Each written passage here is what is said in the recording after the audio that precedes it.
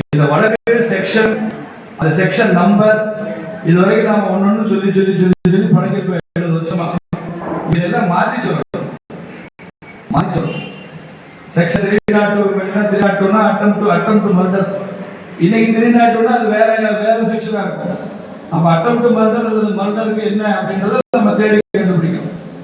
அது மாதிரி நிறைய விஷயங்கள்ல the burden of the proof வந்து accused முன்னால burden of the proof வந்து prosecution. யார் நீங்க இவர் கொலை செஞ்சுட்டா நான் சொல்றேன்னா நான் தான் அரசாங்கம், காவல்துறை. அப்ப நான் என்ன செய்யணும்? அதை ப்ரூவ் பண்ண வேண்டிய பொறுப்பு எனக்கு இருக்கு. நான் ப்ரூவ் பண்ணேன்னா விடுதலை ஆயிடும்.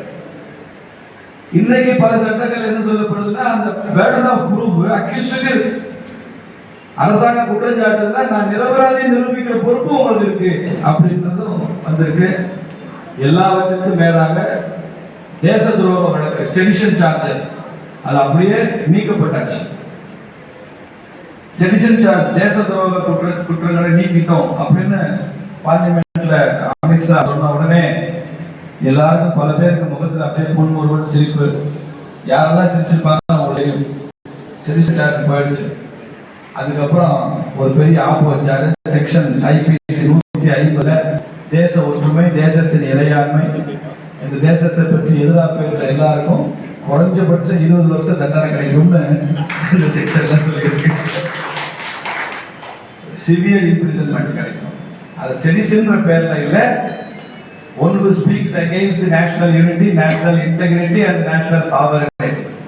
தேசத்தின் ஒற்றுமை, தேசத்தின் ஒருமைப்பாடு, தேசத்தின் இறையாண்மை யார் பேசினாலும் அவங்களுக்கு மிக கடுமையான தண்டனை காத்திருக்கிறது அப்படின்னு அந்த சட்டம் சொல்லுது.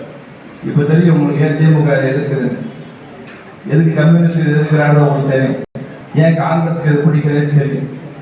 ஏவா வேலூர் அமைச்சர் சொன்னார்ல இந்தியாவா, அது எங்க இருக்கு? எங்களுக்கெல்லாம் திராவிடம் தான் தெரியும், இந்தியான்றது எங்கேயும் எங்களுக்கு தெரியாது அப்படின்னு சொன்னார்.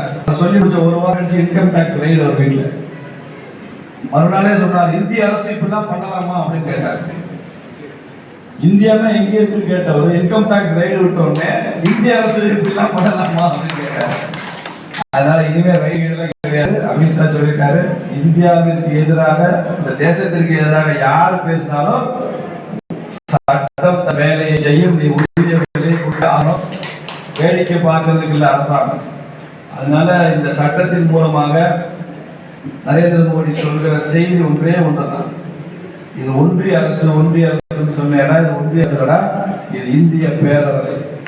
இந்த இந்திய பேரரசு நரேந்திர மோடி தலைமையில் நடந்து கொண்டிருக்கிற இந்திய பேரரசு இதையெல்லாம் செய்து கொண்டிருக்கிறது. இதையெல்லாம் நீங்கள் ஏற்றுக்கொண்டு இந்த திசை வழியில் தான் நாம் பயணிக்க வேண்டும் என்பதற்கான ஒரு முகாந்திரம் தான் இந்த சட்டங்கள். இது ஆழமா படிங்க, பத்திரிகைகள் நிறைய வருது, நீங்களே வாசிக்கலாம், தெரிந்து கொள்ளலாம். லாயரா தான் இருக்கணும்னு அவசியம் இல்லை சட்டம் தெரிந்து கொள்வது. நான் லாயரா இல்லைன்னா கூட சட்டத்தில் இருக்கிற ஆர்வத்தினால நான் இதை கற்றுக்கிட்டு இருக்கேன். அதை போல நீங்களும் இதை தெரிந்து கொண்டு புரிந்து கொள்ளணும். நாடு ஒரு புதிய திசை வழியில் பயணிக்க துவங்கி இருக்கிறது.